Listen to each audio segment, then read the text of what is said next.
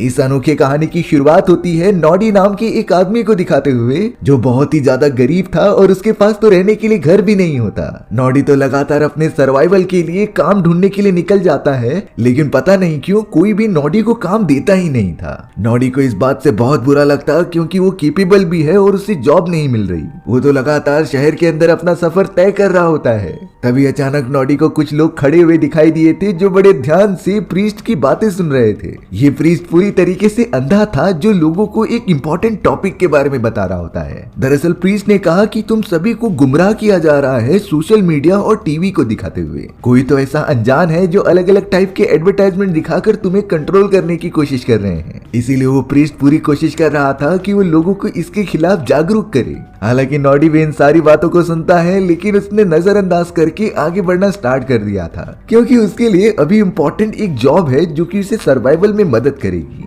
अब नॉडी यहाँ पर चलते हुए एक कंस्ट्रक्शन साइट पर आ जाता है जहाँ पर उसे एक वर्कर की नौकरी मिल गई थी। नॉडी तो बहुत ही मन लगाकर वहाँ काम करने लगा। वहीं पर नॉडी की मुलाकात फ्रैंक नाम के एक आदमी से होती है जिनकी बातों ही बातों में दोस्ती हो चुकी थी। वो दोनों तो इतने अच्छे दोस्त बन चुके होते हैं कि एक दूसरे की बातें शेयर कर सके। अब यहाँ फ्रैंक को पता चल गया था कि नॉडी के पास रहने के लिए कोई घर नहीं है, इसीलिए फ्रैंक ने नॉडी को सीधे कह दिया था कि तुम मेरे साथ मेरी बस्ती में आकर रहो। हालांकि नॉडी किसी को परेशान नहीं करना चाहता, लेकिन अभी उसकी मजबूरी है, इसीलिए वो फ्रैंक के साथ जाने के लिए राजी हो जाता है। फ्रैंक अब नॉडी को लेकर अपने बस्ती में आ चुका था जो बहुत ही निचले स्तर पर स्थित होते हैं, यानी कि ये पूरी बस्ती शहर से काफी ज्यादा दूर थी। यहाँ के लोग गरीब होते हैं और कैसे भी अपना सर्वाइवल करते हैं। नॉडी तो उस पूरी बस्ती के लीडर मिस्टर फिल से भी जाकर मिलता है जो उससे काफी अच्छी तरीके से बात कर रहे थे। उस पूरे बस्ती में तो नॉडी का अच्छी तरीके से ख्याल भी रखा जा रहा था और इन सारी चीजों की वजह से नॉडी को बहुत ही ज्यादा अच्छा फील होता है। नॉडी तो बिना फिक्र किए कुछ दिनों से वहां रहने भी लगा। लेकिन यहाँ पर एक दिन नॉडी ने नोटिस किया कि जब सभी लोग बैठकर टीवी देख रहे थे तभी अचानक किसी ने टीवी के सिग्नल्स हैक कर लिए होते हैं और अब टीवी के अंदर एक अजीब तरीके के आदमी की वीडियो आने लगी जो सभी को ये बता रहा था कि किसी खतरनाक वैज्ञानिक ने ऐसे सिग्नल्स रिलीज किए हैं जो इंसानों को पूरी तरीके से अपने कंट्रोल में कर लेंगे। दरअसल इन सिग्नल्स को अगर कोई भी कंज्यूम करता था तो वो एक ऐसे ड्रीम स्टेज में चला जाता है जिसमें कि अगर उसे कुछ भी आर्टिफिशियल दिखाया जाएगा तो वो उसे सच मानकर रियलिटी में बिहेव करेगा और ये चीजें आगे चलकर बहुत ही ज्यादा खतरनाक हो सकती हैं। इसीलिए अब टीवी पर मौजूद हुआ आदमी बता रहा था कि इन चीजों को खत्म करने का सिर्फ एक ही रास्ता है, उस खतरनाक सिग्नल के सोर्स को नष्ट करना होगा, तभी ये सारी चीजें नॉर्मल हो जाएंगी।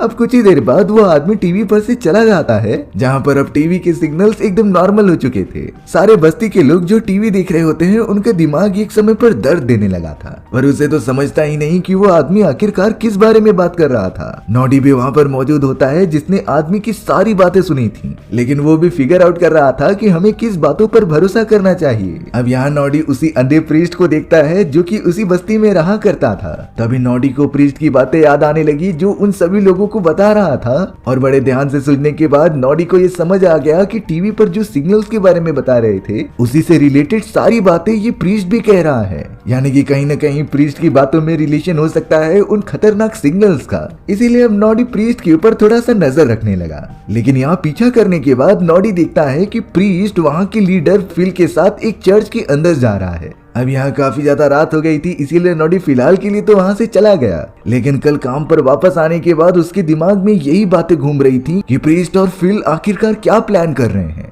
नॉडी को ये सारी बातें जल्द से जल्द पता करनी थी, इसीलिए वो उस चर्च के अंदर चला गया जहाँ पर कल रात वो दोनों गए थे। नॉडी चोरी छुप के अंदर तो घुस जाता है, लेकिन वो एक सीक्रेट कमरे में चला गया था। ये तो एक सीक्रेट कमरा होता है जहाँ पर वही आदमी मौजूद था जिसे कि कुछ समय पहले टीवी सिग्नल्स पर दिखा गया था। उसके साथ वहाँ पर और भी कई सारे लोग होते हैं जिन्हें कि फिल गाइड कर रहा था। वहाँ पर तो वीडियो ब्रॉडकास्टिंग के सारे इक्विपमेंट्स मौजूद थे। साथ ही साथ नॉडी नोटिस करता है कि उस जगह पर एक्सपेरिमेंटल सामान भी रखे गए हैं जो कि किसी बड़े वैज्ञानिक की लेबोरेटरी जैसे लग रहे थे। अब यहाँ बाहर खड़े होकर नॉडी लगातार उनकी बातें सुन रहा था जिसके अंदर फिल अपने साथियों को बता रहा होता है कि हम उन सिग्नल्स को नहीं तोड़ सकते क्योंकि जब भी हम सिग्नल को तोड़ेंगे तब वो सभी लोग वापस उसे ज्वाइन कर लेते थे और अब इस सारी बातों का सोल्यूशन सिर्फ एक ही हो सकता था कि हमारे बनाए गए ग्लासेस हम अपने दोस्तों को दे दें जिससे कि वो हमारी मदद कर सके इसके खिलाफ लड़ाई करने में।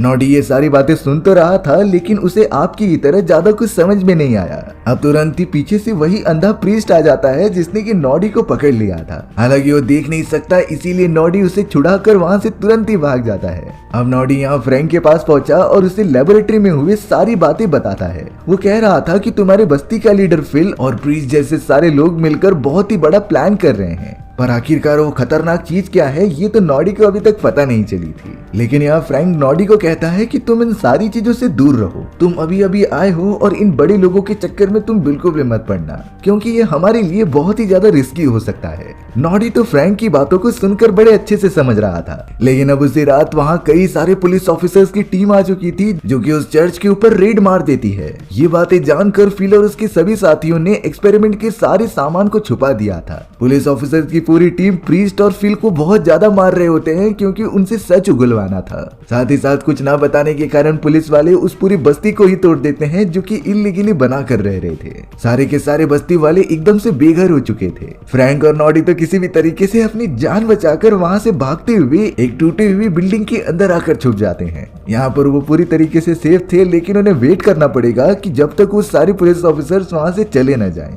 अब एक रात उन सभी ने वही बिल्डिंग में गुजारी और सुबह होने पर नॉडी चला जाता है उसी टूटे फूटे हुए चर्च के अंदर, क्योंकि उसे लग रहा था कि सारे राज वहीं पर छुपे हुए हैं। अब यहाँ नॉडी को लगातार ढूंढते हुए एक बॉक्स मिल जाता है जो कि एक सीक्रेट जगह पर छुपा कर रखा गया था। नॉडी को लगने लगा कि इसके अंदर बहुत ही कीमती चीज हो सकती है, इसीलिए वो तुरंत ही चर्च के बाहर आया और एक कोने में चला गया जिसे कि वो खोल कर देखेगा। लेकिन नॉडी जैसे ही उस बॉक्स को खोलता है तब उसके अंदर बहुत सारे ब्लैक सन ग्लासेस मौजूद थे। नॉडी नहीं समझ पा रहा था कि इन ग्लासेस को आखिरकार बॉक्स के एक सीक्रेट जगह पर क्यों रखा गया है, और इन ब्लैक सन ग्लासेस को तो नॉर्मल लोगों ने यूज करना भी बंद कर दिया है। नॉडी को ये बिल्कुल भी नहीं समझता, इसीलिए उसने एक ग्लासेस उठा लिए थे और बाकी को डस्टबिन में फेंक दिया था। नॉडी तो अब उस सन ग्लासेस को लेकर शहर के बीचों बीच चला आया। अब थोड़ी देर बाद नॉडी उस ब्लैक चश्मे को लेकर पहन के दिखने लगा। नॉडी पूरी तरीके से शॉक हो जाता है क्योंकि उसे सारी चीजें ब्लैक एंड व्हाइट दिखने लगी थी। सबसे ज्यादा डरावनी बात ये होती है कि बोर्डिंग्स पर जो जो एडवर्टाइजमेंट्स की चीजें लगी हुई थी उसकी जगह पर नॉडी को कुछ वर्ड्स लिखे हुए दिखाई देते हैं। नॉडी को तो ये मैसेजेस हर जगह पर दिखाई दे रहे थे। ऐसा लग रहा था कि नॉडी उस चश्मे की मदद से असली सच्चाई देख पा रहा है। नॉडी को तो उस ब्लैक चश्मे की मदद से उन सारे एडवर्टाइजमेंट बोर्ड के ऊपर कुछ मैसेजेस लिखे हुए दिखाई देते हैं, जिसे समझकर लग रहा था कि वो किसी को गाइड करने के लिए लिखे गए हैं, जिसे कि शायद नॉर्मल इंसान बिल्कुल भी नहीं देख पा रहे थे। लेकिन जब नॉडी ने ब्लैक चश्मा पहना हुआ था तभी उसे एक आदमी का चेहरा पूरा स्केलेटन जैसा दिखाई देता है। नॉडी इतना ज्यादा डर गया कि उसने वो चश्मा निकाल कर देखा, तब उससे सामने वाला आदमी एकदम नॉर्मल दिखाई देता है। लेकिन जब फिर से उसने ब्लैक चश्मा पहन लिया तब आदमी का चेहरा वापस स्केलेटन वाले चेहरे में कन्वर्ट हो गया था। नॉडी इन सारी चीजों से इतना तो समझ जाता है कि वो आदमी कोई इंसान नहीं है। दरअसल सच्चाई की बात ये होती है कि कई सालों से एलियंस हमारी पृथ्वी पर आकर रह रहे हैं और उन्होंने एक ऐसा सिग्नल बनाया है जो इंसानों के दिमाग को कंट्रोल करता था। वो सिग्नल इतना पावरफुल होता है कि वो इंसानों को इस तरीके से गुमराह कर देता कि एलियंस जिस तरीके से चाहे इंसान वही विजन की तरीके से देखते थे। और यही रीजन होता है कि एलियंस भी इंसानों की तरह बनकर पृथ्वी पर रह रहे हैं, जिन्हें कि शायद नॉर्मल इंसान बिल्कुल भी पहचान नहीं सकते। तब जाकर नॉडी को रियलाइज होता है कि फिल और उसके सारे साथी शायद ये सारी बातें जानते थे और वो लास्ट टाइम इन्हीं सारे सिग्नल्स के बारे में बात कर रहे होते हैं। फिल और उसके साथियों ने तो इसका सॉल्यूशन भी निकाल कर रखा था, जो और कुछ नहीं बल्कि ये ब्लैक ग्लासेस ही होते हैं जो एलियंस के बनाए गए सिग्नल से अफेक्ट नहीं होते थे। यानी कि इन ग्लासेस को जो भी पहनेगा वो एलियंस की सच्चाई देख पाएगा, जैसा कि इस वक्त नॉडी कर पा रहा था। वो सारे एलियंस पृथ्वी पर आकर इस तरीके से रहने लगे थे कि वो इंसानों से घुल मिल जाते हैं और नॉर्मल इंसान तो उन्हें पहचान नहीं सकते थे क्योंकि सिग्नल से उन्हें गुमराह किया गया था, क्योंकि उन खतरनाक सिग्नल से इंसानों की माइंड को गुमराह किया गया था। नॉडी उस चश्मे की मदद से देखता है कि हर जगह कहीं न कहीं एलियंस फैले हुए हैं जो कि इंसानों के साथ मिलकर उनके दिमाग को कंट्रोल करने की कोशिश करते हैं। नॉडी को बिल्कुल भी नहीं समझ रहा था कि ये सारी चीजें उनके लिए किस तरीके से खतरनाक हैं, क्योंकि एलियंस इंसानों पर अभी तक हमला नहीं कर रहे थे बल्कि उनके बीचों बीच अपना जिंदगी गुजार रहे थे। यही सारी बातें नॉडी के दिमाग में घूम रही होती हैं। नॉडी जो कि बहुत ज्यादा चौंक चुका था, वो किसी भी तरीके से चलते हुए एक सुपर मार्केट में आ जाता है। वो जब वहाँ पर कुछ शॉपिंग कर रहा था तब एक लेडी उसे मिलती है जो और कोई नहीं बल्कि एक खतरनाक एलियन थी। नाडा जो कि उस उस चश्मे की मदद से रियलिटी देख सकता था, वो उस एलियन औरत को देखकर कहता है कि तुम कितनी बदसूरत हो, तुम्हारा चेहरा कितना बेकार है। ये बातें सुनकर सुपरमार्केट में मौजूद सभी लोग चौंक गए थे कि ये आदमी औरत से कैसे बात कर रहा है। लेकिन उस एलियन औरत को ये अंदाजा लग चुका था कि शायद ये आदमी हम सभी को देख सकता है, इसीलिए वो एलियन लेडी अपने हाथ में लगे हुए ब्रेसलेट में बोलती है कि ये आदमी ने हमारे सिग्नल को तोड़ दिया है और ये हमें देख सकता है। और ये सिग्नल्स एलियंस के बीच चारों तरफ स्प्रेड होने की वजह से वहाँ कई सारे एलियंस आने लगे थे जो कि नॉडी को पकड़कर उसे मारना चाहते हैं। नॉडी किसी भी तरीके से अपनी जान बचाता है और उस शॉप से बाहर निकल जाता है। हालांकि नॉडी बार बार सोच रहा था कि उसे इन सारी चीजों का सॉल्यूशन कैसे मिले, क्योंकि फिल द्वारा कास्ट किए गए उस टीवी शो के ऊपर उसने सुना था कि अगर उन्हें सिग्नल्स को तोड़ना है तो उसके मेन सोर्स का पता लगाकर उसे खत्म करना होगा, तभी एलियंस द्वारा फैलाई गई ये सारी चीजें बंद हो पाएंगी। लेकिन जब नॉडी आगे बढ़ ही रहा था तभी कुछ पुलिस ऑफिसर्स आकर उसे घेर लेते हैं। ये पुलिस ऑफिसर्स भी और कुछ नहीं बल्कि एलियंस ही थे जो कि नॉडी को गोली मारने के लिए आगे बढ़ते हैं, पर नॉडी उनसे ज्यादा चालाक था। वो तो बड़े फुर्तीले तरीके से उनकी ही गन निकालकर पुलिस ऑफिसर्स को ही मार देता है। वो इसलिए कर पा रहा था क्योंकि उसे पता होता है कि ये नॉर्मल इंसान नहीं बल्कि एलियंस हैं जो हमेशा उन्हें चोट पहुंचाने की कोशिश करते हैं। नॉडी तो लगातार उन सारे पुलिस ऑफिसर से बचते हुए एक बैंक के अंदर आ गया था क्योंकि उसे लग रहा था कि बैंक के अंदर वो सुरक्षित रहेगा। पर ताज्जुब की बात ये होती है कि उन सभी लोगों के बीच कुछ ऐसे एलियंस भी मौजूद थे जो कि बैंक के अंदर काम करते हैं और अब वहाँ के सिक्योरिटी गार्ड से लेकर सारे एलियंस नॉडी के ऊपर हमला करने लगे थे। नॉडी भी अपनी शॉटगन लेकर लगातार उन सभी को मारता जाता है क्योंकि उसमें जरा भी रहम नहीं आ रहा था, क्योंकि उसे समझ चुका था कि ये इंसान नहीं बल्कि एलियंस हैं और इन्हें मारने से उसे बुरा भी नहीं लगेगा। लगातार एलियंस को खत्म करते हुए नॉडी आगे बढ़ता ही जा रहा था। तभी हम वहाँ एक दूसरे एलियन को देखते हैं जिसने कि अपने हाथ पर लगे हुए एक छोटे डिवाइस को दबाया और वो तुरंत ही इनविजिबल हो गया। ये सारी चीजें तो नॉडी ने अभी तक नोटिस नहीं की थी। वो तो वहाँ पर मौजूद उन सारे एलियंस को मारने में बिजी था और फिर वो जल्द से जल्द बाहर भी निकल गया। नॉडी अब नोटिस करता है कि उसका पीछा एक ड्रोन कर रहा है। शायद ये ड्रोन एलियंस का ही होगा जो उसके ऊपर नजर रखना चाहते थे। नॉडी तो मौका देखकर ही उस ड्रोन को तुरंत ही शूट करके डिस्ट्रॉय कर देता है। लेकिन अब इन सारी चीजों की वजह से उन एलियंस ने चारों तरफ ये खबर फैला दी थी कि नॉडी एक क्रिमिनल है और अगर जहाँ भी देखा जाए तो उसे पकड़ लिया जाए। जो भी इंसान उनकी मदद करेगा नॉडी को पकड़ाने में उसे रिवॉर्ड भी मिलेंगे गवर्नमेंट की तरफ से। यानी कि अब नॉडी सबकी नजर में एक बहुत ही बड़ा क्रिमिनल बन चुका था। अब यहाँ नॉडी को पकड़ने के लिए पुलिस वाले चारों तरफ उसे ढूंढ रहे थे। यानी कि अब जितने भी एलियंस होते हैं उन्हें पता चल गया था कि नॉडी एक क्रिमिनल है और उसके पास तो रियलिटी देखने की कोई मशीन मौजूद है। एलियंस कभी नहीं चाहेंगे कि इंसानों के सामने उनके सीक्रेट का पर्दाफाश हो, इसीलिए वो पूरी कोशिश कर रहे थे कि नॉडी को जान से मार दिया जाए। अब यहाँ नॉडी जब रास्ते पर था तब उसके ऊपर कई सारे पुलिस वालों ने हमला कर दिया। नॉडी लगातार भागते हुए एक कार के पास पहुंचता है जिसने कि तुरंत ही हॉली नाम की एक लेडी को बंदी बना लिया और उसे कार के अंदर लेकर कहीं दूर चला गया। नॉडी हॉली को कहता है कि मुझे तुम अपने घर पर लेकर चलो जहाँ पर मैं सेफ रहूंगा, जिसके बाद हॉली को मजबूरन उसे लेकर अपने घर पर आना ही पड़ता है। हॉली तो एक एक्ट्रेस थी जो काफी ज्यादा अमीर होती है। नॉडी तो जब पहली बार इतने आलीशान घर पर गया तो उसकी आंखें खुली की खुली रह गई क्योंकि नॉडी ने अब तक की जिंदगी एकदम गरीबी में गुजारी है। उसे इन सारी चीजों की आदत नहीं। नॉडी तो बाद में हॉली से माफी भी मांगता है कि उसे ये सारी चीजें नहीं करनी चाहिए थी, लेकिन उसके पास कोई ऑप्शन भी नहीं था। नॉडी ने तो हॉली को वो सारी बातें बता दी कि कैसे एलियंस हमें गुमराह कर रहे हैं और हमारे बीच रहकर हमें कंट्रोल करने की कोशिश कर रहे हैं। वो तो हॉली को उस ब्लैक चश्मे के भी बारे में बता देता है जिससे कि हम एलियंस को देख सकते हैं और उनके सिग्नल से बच सकते हैं। पर हॉली के चेहरे को देखकर लग रहा था कि उसे इन सारी बातों पर बिल्कुल भी भरोसा नहीं। वो तो नॉडी को एक पागल समझ रही थी जो कि एक क्रिमिनल है और उसने कई सारे लोगों का कत्ल किया है। इसीलिए मौका मिलते ही हॉली ने नॉडी को खिड़की से नीचे ढकेल दिया था। नॉडी को इससे बहुत ज्यादा चोट लगती है, लेकिन वो फिर भी खड़ा होकर वहाँ से जाने लगा क्योंकि वो एक जगह पर ज्यादा रुक नहीं सकता। लेकिन नॉडी का वो काला चश्मा वहीं पर गिर गया होता है जिसे कि वो समझता ही नहीं कि ये उसके लिए अभी सबसे बड़ा वेपन है। नॉडी बहुत ही ज्यादा अकेला फील कर रहा था क्योंकि उसका भरोसा कोई कर ही नहीं रहा है। अगर ऐसा ही चलता रहा तो एलियंस उसे ढूंढकर एक न एक दिन मार ही देंगे। अगले दिन उदास होकर नॉडी सीधा अपने कंस्ट्रक्शन एरिया में चला जाता है जहाँ पर वो फ्रैंक से बातें कर रहा था। फ्रैंक तो नॉडी को देखकर काफी ज्यादा चिल्लाने लगता है क्योंकि वो एक क्रिमिनल बन चुका है और उसने कितने सारे लोगों का कत्ल किया है। नॉडी तो उसे समझाने की कोशिश कर रहा था कि जैसा तुम समझ रहे हो वैसा नहीं है। यहाँ पर काफी सारे एलियंस मौजूद है जो हम इंसानों के बीच में रह रहे हैं और उन्हें खत्म करना हमारी जिम्मेदारी है, नहीं तो वो सभी लोग हमें कंट्रोल करके अपने इशारों पर नचाएंगे। पर फ्रैंक तो नॉडी की किसी भी बातों पर भरोसा नहीं करता और नॉडी से कहता है कि तुम यहाँ से चले जाओ, क्योंकि अगर पुलिस वालों ने तुम्हें ढूंढ लिया तो तुम्हें जान से मार दिया जाएगा। नॉडी अब काफी ज्यादा उदास हो गया। वो अपने दोस्त फ्रैंक को ये सारी सच्चाई बताना चाहता था, लेकिन वो नोटिस करता है कि उसका ब्लैक चश्मा तो वहीं गिर चुका है। नॉडी तो अब जल्द से जल्द उस डस्टबिन के पास आ गया जहाँ पर उसने पूरे चश्मे का बॉक्स फेंका हुआ था। बहुत ज्यादा ढूंढने पर भी नॉडी को वो सारे बॉक्स मिलते ही नहीं, जिससे कि वो काफी टेंशन में आ चुका था। लेकिन तभी उसने पीछे देखा कि एक गाड़ी मौजूद थी जिसके अंदर सारे कचरे ट्रांसफर किए जा रहे थे। वो तुरंत ही उसके अंदर चला जाता है और एकदम पागलों की तरह उस चश्मे वाले बॉक्स को ढूंढने लगता है। आखिरकार नॉडी को उन चश्मे का बॉक्स मिल ही गया था, जिसे निकालकर वो काफी खुश होता है। फ्रैंक भी अब कुछ ही देर में नॉडी के पास आ जाता है और उसे कुछ पैसे देता है। दरअसल फ्रैंक भले ही कितना गुस्सा हो नॉडी से और उसे नफरत करता हो, लेकिन वो था नॉडी का बहुत ही अच्छा दोस्त। फ्रैंक नॉडी से कह रहा था कि तुम ये पैसे लो और यहाँ से कहीं दूर चले जाओ, जिससे कि कोई भी तुम्हें पकड़ ना सके।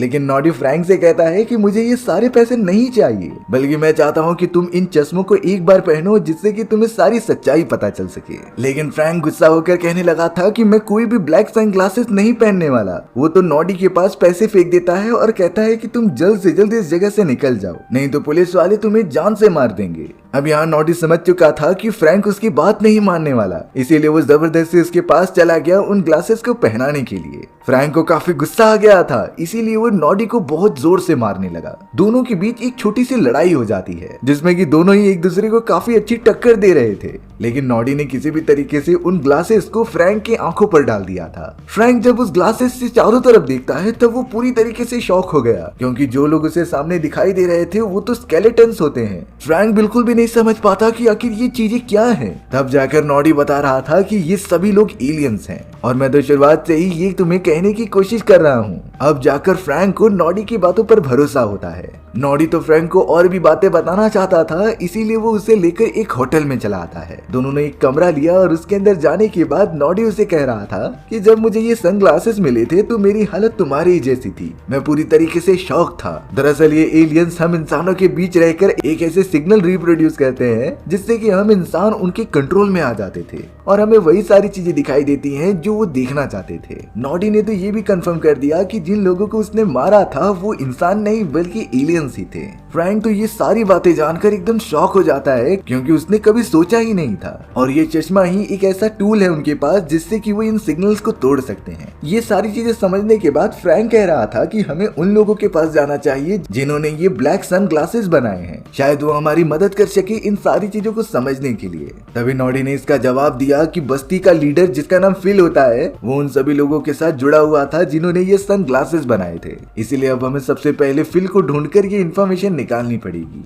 फ्रैंक और नॉडी तो सीधा निकल पड़ते हैं फिल की तलाश में। वो तो उस बस्ती में आ चुके थे, लेकिन फिल उन्हें वहाँ नहीं मिलता, बल्कि फिल तो एक होटल में जाकर बैठा हुआ होता है। बहुत ही ज्यादा सर्च करने के बाद आखिर वो उन्हें मिल ही गया था। फिल थोड़ा सा शॉक हो जाता है, क्योंकि उसने फ्रैंक और नॉडी की आंखों पर वही सन ग्लासेस देखे थे, इसीलिए वो समझ गया था कि इन लोगों को भी अब एलियंस के बारे में पता चल चुका है। कमरे में लाने के बाद नॉडी और फ्रैंक ने उनसे पूछने लगे कि इन सारे एलियंस की खतरनाक सिग्नल्स को आखिर कैसे खत्म किया जा सकता है। तभी फिल उन दोनों को एक एड्रेस बताता है। वो कह रहा था कि तुम आज शाम इस जगह पर आ जाना, क्योंकि यहाँ वो सारे लोग आने वाले हैं जो एलियंस के खिलाफ खड़े हुए हैं और वो हमारी मदद करेंगे, क्योंकि जो इन्फॉर्मेशन वो शेयर करने वाला है वो सभी के सामने नहीं बताई जा सकती। इसीलिए अब शाम होने पर फ्रैंक और नॉडी सीधा निकल पड़ते हैं उस बताए गए एड्रेस की तरफ। एक बड़ी सी चैम्बर के अंदर जाने पर वहाँ पता चलता है कि कई सारे लोग वहाँ जमा हुए हैं जो एलियंस के बारे में जानते थे और उन्हें खत्म करने में मदद करेंगे। उस जगह पर जितने भी लोग मौजूद थे वो एलियंस के खिलाफ लड़ाई करना चाहते थे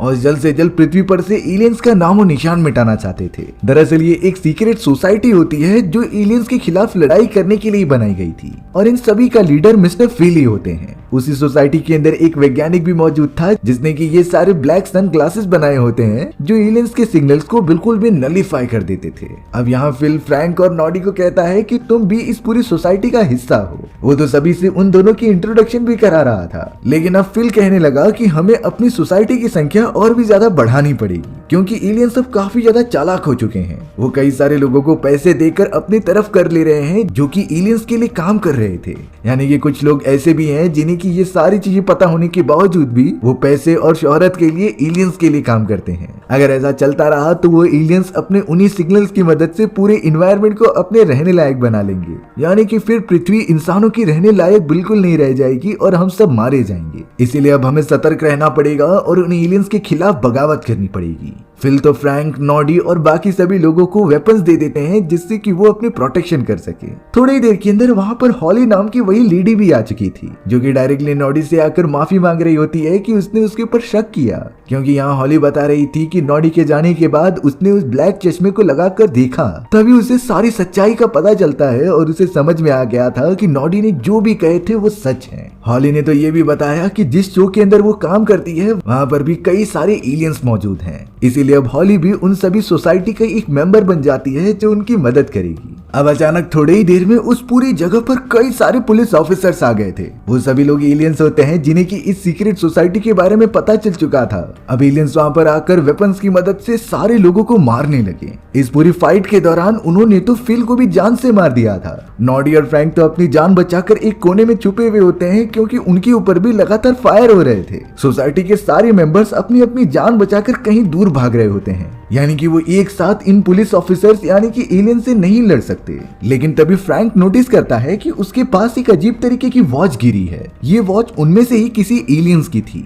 फ्रैंक को तो इस बात का बिल्कुल अंदाजा नहीं होता कि वो कोई नॉर्मल वॉच नहीं बल्कि एलियंस द्वारा बनाई गई एक डिवाइस है। लेकिन फ्रैंक ने जैसे ही उस वॉच को दबाया तभी उस जगह पर एक छोटा सा पोर्टल ओपन हो जाता है। अब धीरे धीरे वो सभी एलियंस उनके पास बढ़ रहे थे, तो इसीलिए फ्रैंक और नॉडी ने ये डिसाइड किया कि वो इसी पोर्टल से दूसरी तरफ चले जाएंगे। दोनों जल्द से जल्द अपनी जान बचाने के लिए उस पोर्टल के अंदर चले जाते हैं। तब जाकर पता चला कि वो दोनों जहाँ पर मौजूद हैं वो एलियंस का हेडक्वार्टर है और उसी जगह पर एलियंस अपनी पूरी टीम बनाते थे और स्ट्रेटेजी फाइनलाइज करते थे। अब वहाँ पर हमें एक बहुत ही बड़ी पार्टी दिखाई जाती है जो कि फिल को मारने की खुशी में हो रही थी। वहाँ पर एलियंस के साथ साथ वो भी इंसान मौजूद थे जो एलियंस का इस पूरे जंग में साथ दे रहे होते हैं, यानी कि वो एलियंस के लिए काम करते थे।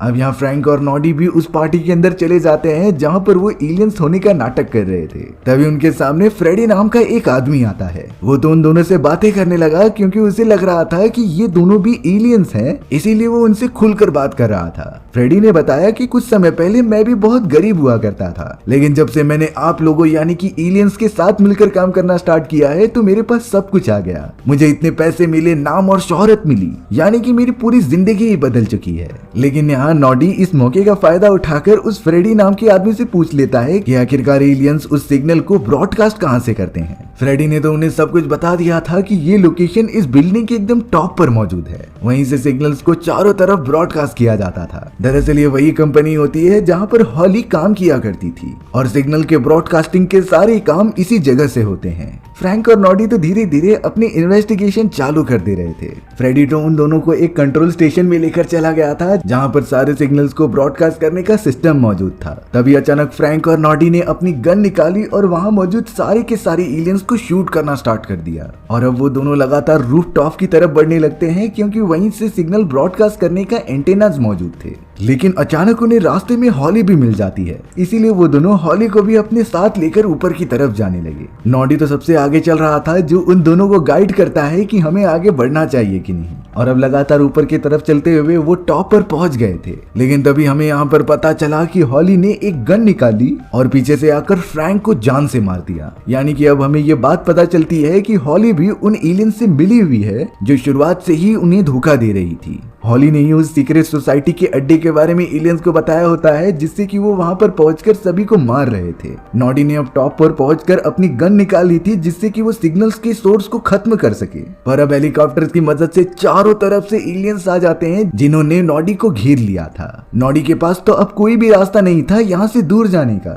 उस जगह पर अब हॉली आ जाती है जिसने की पीछे से नॉडी को गन पॉइंट कर दिया था। वो कह रही थी कि मैंने तुम्हारे दोस्त फ्रैंक को जान से मार दिया है और अब तुम भी अपने हथियार फेंक दो क्योंकि एलियन से कोई नहीं जीत सकता। नॉडी इस बात से बहुत ज्यादा गुस्सा हो जाता है, इसीलिए उसने अपनी एक दूसरी गन निकाली और नीचे जाकर हॉली को शूट करके मार दिया। अब उसे इतना तो कंफर्म हो चुका होता है कि वो यहाँ से जिंदा वापस नहीं जाने वाला, इसलिए उसने आखिरी बार अपनी गन उठाई और उस एंटीना को डिस्ट्रॉय कर दिया, जिससे कि सारे सिग्नल्स ब्रॉडकास्ट हो रहे थे। लगातार गोलियां चलाने के कारण ब्रॉडकास्टिंग सिस्टम डिस्ट्रॉय हो जाते हैं, जिससे कि वो सिग्नल भी खत्म हो चुके थे। पर अगले ही मोमेंट में उन सारे एलियंस ने भी फायर करना स्टार्ट कर दिया, जिससे कि नॉडी बुरी तरीके से मारा जाता है। लेकिन उसने मरने से पहले वो सिग्नल डिस्ट्रॉय कर दिया था जिसकी सबसे ज्यादा जरूरत थी। सिग्नल्स के खत्म हो जाने के बाद सभी इंसान एलियंस को देख पा रहे थे और उन्हें ये भी समझता है कि ये सारे एलियंस किस तरीके से उन्हें गुमराह करके अब तक यहाँ रह रहे हैं। जब पृथ्वी पर रहने वाले सभी इंसानों को एलियंस के बारे में पता चला तो उनके खिलाफ बगावत होने लगी। इंसानों को समझ गया था कि जब तक वो एलियंस को खत्म नहीं करेंगे तब तक वो पृथ्वी पर आराम से नहीं रह सकते। चारों तरफ इंसानों द्वारा एलियंस के खिलाफ कार्यवाही होना स्टार्ट हो गई थी और शायद कुछ समय बाद सारी चीजें नॉर्मल हो जाएंगी। इसी के साथ हमारी ये कहानी यहीं पर खत्म हो जाती है। सो व्यूअर्स, आपको ये स्टोरी कैसी लगी कमेंट सेक्शन में बताना भूलना मत। और अगर आपको मेरा एक्सप्लेनेशन 1% भी अच्छा लगा होगा ना तो वीडियो को लाइक एंड चैनल को सब्सक्राइब जरूर कर देना। मिलते हैं इसी तरीके की मजेदार वीडियोस में, तब तक के लिए बाय बाय।